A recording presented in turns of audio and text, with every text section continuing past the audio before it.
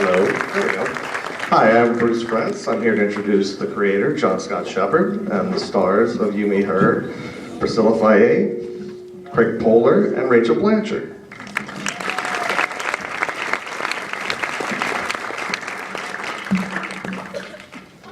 So let's start with you, John. Really? Scott. Okay. Yeah. How did you originally come up with the idea for this this series?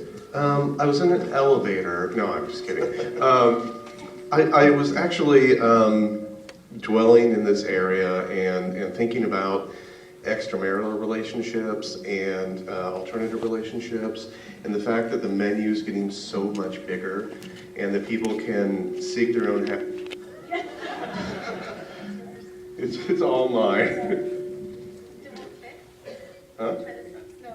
Oh, we could trade. So anyway, that's so much better. Yeah. And so it's one of those things where you sort of explore an area first, and I talked to my wife about it, which is, you know, a weird thing to bring up to your wife. This made for some really strange conversation. But what really hit me was, how would I like to do it? What would it be like to do it where it doesn't live on the 74th floor in some, you know, multi-million-dollar penthouse with what I call sex people? I actually don't think I made it up. I think Seinfeld made it up. And the idea that they could do anything at any time and there's no stakes. And that makes for a not very interesting story to me. And I wondered if there was a way, once I got to read what, you know, polyamory was and what it meant, and then we always say it's polygamy's younger, cooler cousin. And once I got into that, the real challenge, the writing challenge for me was, could I do this about real people and not really make it about sex? Could I make it, you know, a romantic comedy that just happened to involve three people?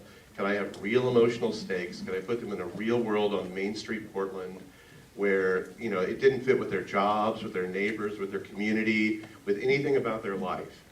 But they did it anyway. They're called to do it. And as the series progresses for the next 26 years, we have a commitment. I don't know if you've heard this. We are under contract for 26 years. Yeah, 26 years. I just want to make sure. Yeah. And they're not allowed to age because it only lasts 10 days a season. But yeah, that writer's challenge, you know, when you find a challenge like that, it really flips your switch. And you start, you can't get rid of it. You can't let it go. You're drawn to it. And for the actors, what did you think when you first heard the concept for the show before you actually read the script? Was it something you thought initially you would be interested in? You can start, Priscilla, since No, you're you closest. start. I think you My should go process first. is so different than yours, so you guys go ahead. This is what we do. You guys go first. Okay. Wow. It's like a real relationship that's happening. Rachel, do you want to go first? Or? Way too polite right now. No, I was really, I mean, I didn't know anything about the concept of polyamory. I'm like the last to know, apparently, because it seems like everybody else has been reading about it and knowing about it, but I hadn't really thought of the concept of a three-person relationship. So that's what drew me to the project was the concept, you know, you work backwards from, if there are three people that are consenting adults and in a relationship, why can't they be together? You know, and that's really what the show explores. But for me, the first script I got was from Not John. very good. Was horrible, so I edited it and sent it back in Rewrote. with more Jack scenes. I think you actually did do that. I did do that, yeah. I'm still doing that. No, but it felt like it's obviously a somewhat controversial, maybe, subject matter, or at least alternative lifestyle depicting, but it feels very real, and it felt very real on the page, and that's what I really liked about it, was it felt like it was something that could happen to me or to anyone. So that's what I'm kind of most proud of, I think, is that we pulled it off. Rachel, what was your initial reaction? Well, I wasn't really told about the concept. John sent me the scripts, and they spoke for themselves. I really like stories about relationships, and especially alternative relationships. And when you can explore things, I mean, I don't think that, obviously they have more challenges, and maybe there's more at stake with these three people, but the problems inherent to their relationships are similar to monogamous couples, or, I mean, almost any close relationship someone would have in their lives. And I found that appealing. And then I'm a massive Transparent fan, and when I heard Nisha Ganatra was going to be directing it, that was also very appealing to me. Okay, now it's your turn. Now it's my turn. My process is different because I auditioned for the part. So I was given 16 pages, which was my audition, by the way, and if you're an actor, you know how insane that is. And I was immediately drawn to Izzy, and as I got further along with the process, I got sent more scripts, and I was just so attracted to this idea of like Rachel was saying, the alternative relationship, people figuring out what works for them, and this could actually happen. This does happen. On our press tour, there's been tons of people coming up to us being like, "Hey, I'm in a polyamorous relationship. Thank you guys for bringing this, to us." And it's actually alarming how not affected I was when I read it. I didn't read it and go, "Oh my goodness, this is crazy." I was like, "Yes, this is awesome." The script was amazing. And I was just really, really excited to be a part of it. And Rachel, you mentioned Nisha Ganatra, who directed all 10 of the initial episodes, right? Why did you want to have one director for the series, and what was it like for you guys to work with the same director for the entire run of the first season? I really liked the idea of shooting the whole thing like a movie, which we did. We shot the entire 306 pages in 35 days. And to do that and switch directors, slows down the process. I had never worked with a female director, and I felt like we had plenty of men involved in the show, and I was very, very excited to work with a female director. And I met Nisha, and we just talked the same language, we saw the same things, and so it worked. It definitely worked. How was it for you guys? Nisha's an incredible, incredible woman. We had the pleasure of having rehearsal time before we started shooting. John gave us the platform to start, and so you guys had what, 5 days? And I joined you for 3 or something like that. And we did old school theater stuff. We didn't go through any of the dialogue. We just sat in a room together and found our connection as humans, and it really helped because we shot 10 episodes in 7 weeks. So it was really intense, and so it really helped us kind of get grounded in where we stood with one another. Let me clarify what she means by finding connection as humans. Try to be cool about it. Oh my God, Greg. That's not old school. Actor speak. No, it was great. For me, I'd never done anything like that. These two are kind of actresses. You know what I mean? But it was, we were literally like staring in each other's eyes for 5 minutes straight, like that type of stuff. I guess that's what you were getting at. Which, I don't know if you've ever done, but when you do it, first of all, it's very awkward for the first 3.5 minutes. But then after a while, you do start to see almost through the person, or maybe see who they are, really. Or maybe that's just in your head. Or maybe I was just really high. And sweaty. I forget. But I think those days that we had with Nisha connecting, the three of us, literally just physically really show up on screen. I think there's times, especially in the first couple episodes, where all of us are just kind of looking at each other, and we had already gotten that out of the way, so by the time we got on set, there was like a real love and respect that hopefully shows up. And you already knew her work from Transparent, so you were... Yeah, I love to work from Transparent, and I think having one director for all 10 episodes when you shoot, we were block shooting it. It was quite an ambitious schedule, and having one director really helped set a specific tone and a specific voice for the show.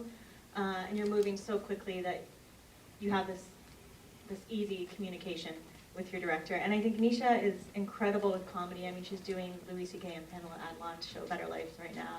And she's also amazing with drama, and the show does have a really strong dramatic base, so she wouldn't let you get away with anything that wasn't grounded or realistic, and she really was one of my favorite directors that I've ever worked with. Yeah, she left a lot of room, because there was moments where we really had to sit in, the drama, and you guys will see as the season progresses, but she just had, left so much room for us to find these moments. They were already written, but sometimes it takes a minute to kind of get there, and there was just a lot of space for us to do that as actors, and we really appreciated that. So. And polyamory is still a relatively new concept to a lot of people and still somewhat controversial. I mean, we're in a very sophisticated New York audience here, so I'm sure everyone here is familiar with Everyone the here concept, is in the three-way relationship, right? Yes. Yeah, that's okay. She has a green sweater, yeah, in case anyone missed it. Taking Yeah. applications. But you have been doing some traveling around promoting the show. I know you were down at South by Southwest, which is in Texas. I know it's not really Texas, it's Austin. I mean, how do you think the show will be received, you know, in middle America, shall we say? We don't care. No.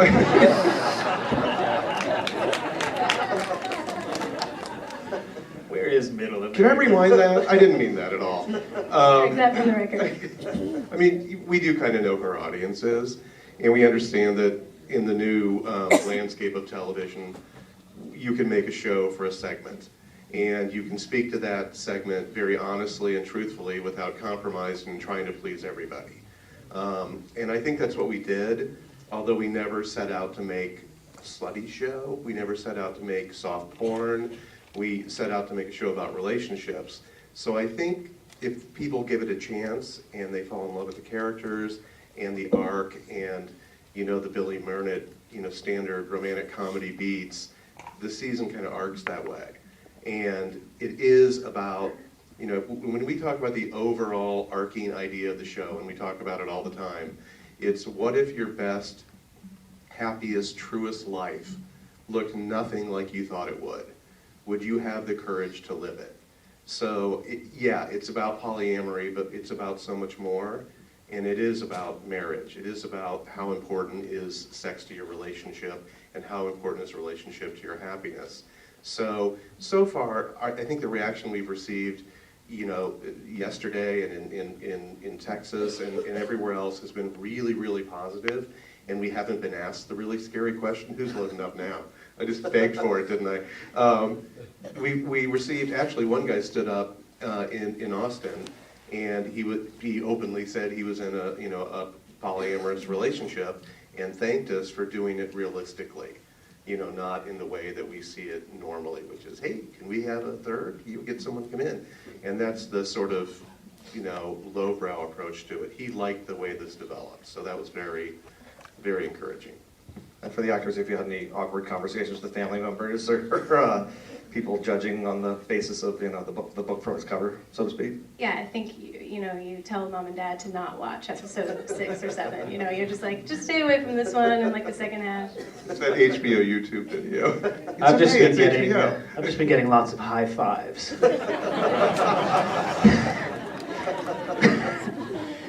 No, I mean, I think the cool thing about the show, especially when you see it, I think it's surprising to people because they are expecting it to maybe go down a different path and be shot from the man's point of view, where it's just like, oh, this is every guy's dream with 2 women, but it's really not like that. And you'll see as the season progresses, it's the women in the show that are much more consenting, and the ones that are the most gung-ho about the relationship. And my character, Jack, is definitely the most conflicted about it. Be careful what you wish for, I guess, is the... Yeah, we always say that he lit a fuse and he's not sure where he can nip it. And he has the most at stake, and he is the most uncertain and insecure in this relationship. And I think he fears that maybe he flipped a switch and he can't turn it off, and that he may have just introduced his wife to her next wife. And you guys shot this not in Portland, but in Canada, is that correct? Vancouver, actually, is where we actually shot quite a bit in Portland. A lot of those exteriors are not stock; they're all original. Yeah, we shot it in Portland, and we were very careful. And so we didn't want it to look obviously Vancouver. And I have a huge Portland fetish. That's why I said it there. I just love that place. And so I insisted that we spend 2 or 3 days just shooting Portland. And for the actors, you've all been on network shows in the past, Clueless and Welcome to Sweden, Rookie Blue. Does it feel different to be working on a show for not just cable or but the audience network, which is kind of a new entity, pretty new in and of itself? Last few shows I did were on cable, so it's like Fargo and Flight of the Conchords and Peep Show. So I find it much more comfortable being on cable because you do have a lot more freedom and it's not the established shots. dialogue and things like that. But DirecTV has been so supportive, and I felt like we had a lot of freedom, so that's really refreshing and nice. Yeah, same goes for me. There's just, it's such a different, monster. There was just, it was such a more of a, I don't know how to explain it. It was just a different moment, Network is quick, and you've got the setup shots and this and that. We were mostly handheld, so it was just different. Also, Yeah. Priscilla has the dirtiest mouth of any woman I've ever met, so she really appreciates cable. It's true. It's really just liberating for Priscilla. It's We liberating. just set her free. That is actually liberating, though, when you're doing a scene and you know even if you don't use it, if you know the option is there to throw a quick fuck in there, It helps. It helps. Just to know you have that in your arsenal. Well, Greg, when you did Welcome to Sweden, it was somewhat autobiographical series. I assume this is not This quite too. so. This Is it? Yeah. Does it feel any different to do a show that's more removed from your personal experience? Well, for me, the biggest difference is I wrote Welcome to Sweden, so this was the first time I had said somebody else's words, which I actually said that to John about halfway through. I was like, this is really hard for me, this whole saying other people's words. And he's like, oh, you mean acting? Yes, that's what this is. True conversation. Acting. It wasn't a word for that. So that was, for me, the challenge. I was constantly trying to say my own things, being yelled at. Since we are in a room full of many actors here, how did you guys all come to acting? I know, Greg, you had a whole other career going beforehand.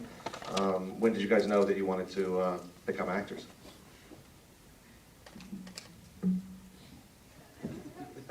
I started acting as a kid in Canada, which is very different from acting as a child in Hollywood. It was just, I played hockey, I danced ballet, I acted. And then I was going to stop it, because no one thought you could make a living at that. And I was at university, and then I auditioned for Clueless, and moved to LA, and then thought I wanted to quit after doing Clueless, and then started doing some films I really enjoyed, and decided to stick with it. Priscilla? I acted as a kid, like when I was really, really little, but I'm from a small town, Victoria, British Columbia. There's not much of a acting scene there. There is now a little bit, so it kind of got put on the shelf for me until I got to my early 20s, and I was just wondering what I wanted to do. And I went back, I was like, what brought me joy when I was a kid? And it was acting. So I took a class, and within the first 5 minutes, I was like, this is exactly what I want to do. So within, I think it was a couple months, I had packed up and moved to Vancouver. And Greg, you're a recovering Yeah, lawyer? I started a little bit later than these two. 40 years later. No, like 4 years ago, I sat up in my attic and wrote the script to Welcome to Sweden in Sweden on a snowy Stockholm day, about as far removed from Hollywood as you can be. And when I was doing it, I actually started and stopped a bunch of times because I didn't know if anyone, first of all, would read it, but I also felt that it might just be perceived as kind of pathetic. This middle-aged. I was a lawyer for 12 years. And I knew there was like millions of people that want to be actors and writers and stuff. So I had this really loud, doubting voice in my head the entire time. But luckily, I also had a much more positive voice that said, that believed in myself, and if I just got the shot. So I'm super grateful to have been given another shot by John and Nisha here. I think we have time for a few questions from the audience. If you guys want to raise your hands, we have microphones that will come to you. Anyone? Questions? Don't be shy. I see one of you. Go ahead. Hi. Hi. It seems like in the show you're like spontaneously inventing polyamory, like creating it for yourself.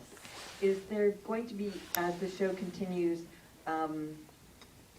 the word polyamory?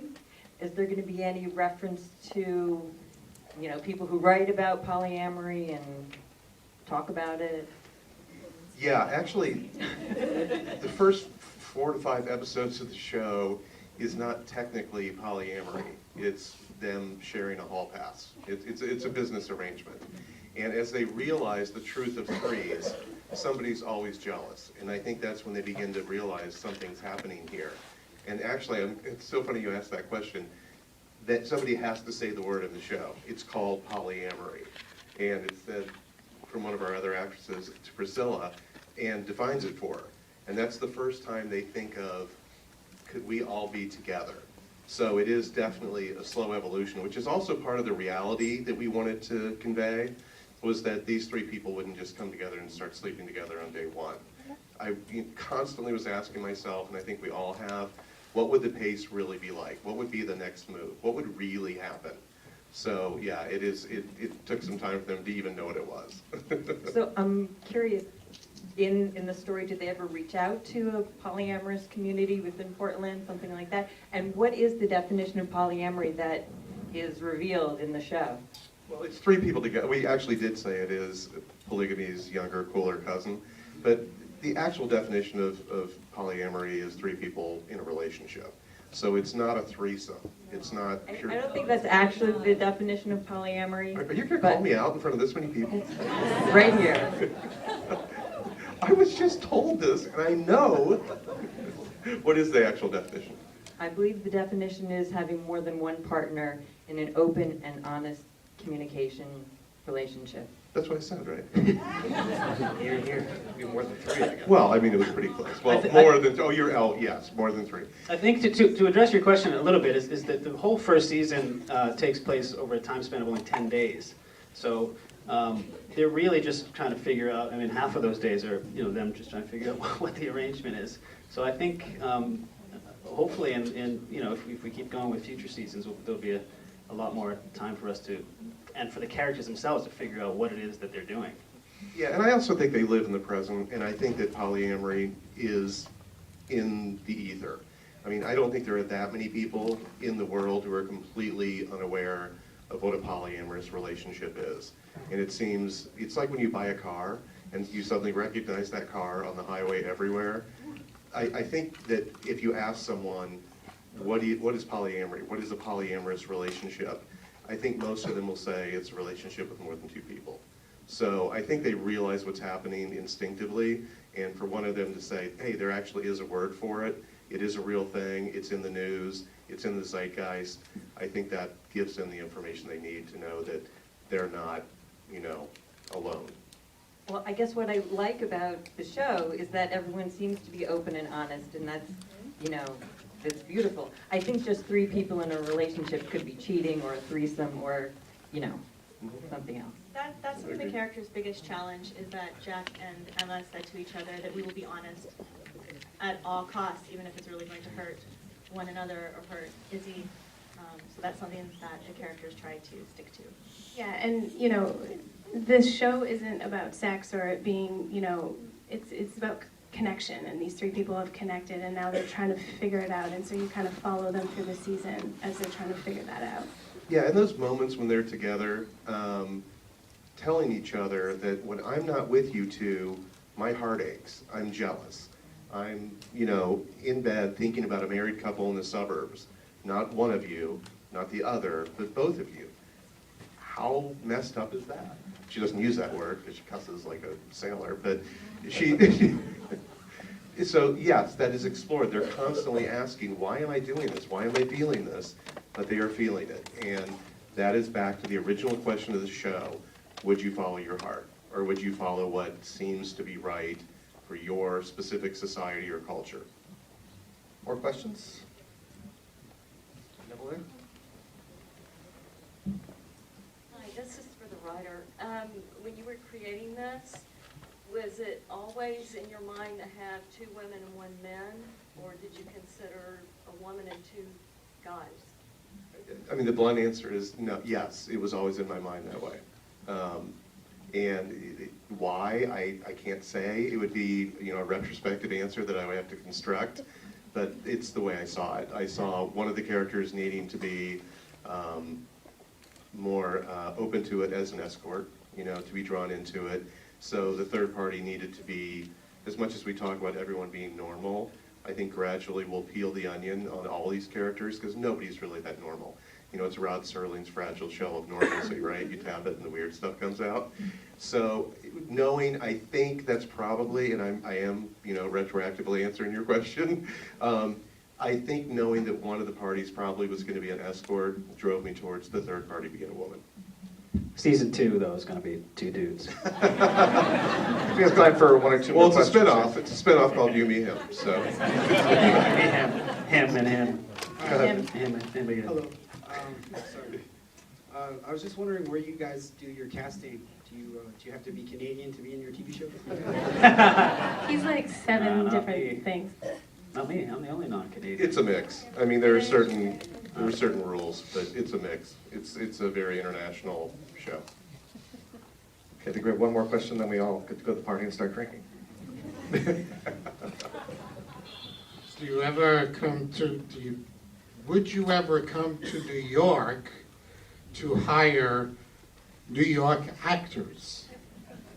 Is that an To invitation? maybe have a show where the 3 of them are coming into New York as a vacation or something. Season 2. And then you bring in Season some 2. other Who do you people. represent? Well, Hire New York actors. I'm actually looking for staff writers, so Very No, that's a specific really question. good idea. Sure. Yeah, we would go into New York. I mean Toronto, New York. Well, we thank you for coming to New York to show us the show. Thank you for having us. Thank you very much. You need her. Before we go, we want to say we hear today's a special day for you, Bruce. We do hear right? that, Bruce. It's your birthday today? Happy birthday. So I was What are you- wondering. Yeah. Yes. Give it up for Bruce. 75 years old. He looks fantastic, doesn't he? Happy birthday to Bruce. Happy birthday to Bruce. Happy birthday, dear Bruce. Happy birthday to you.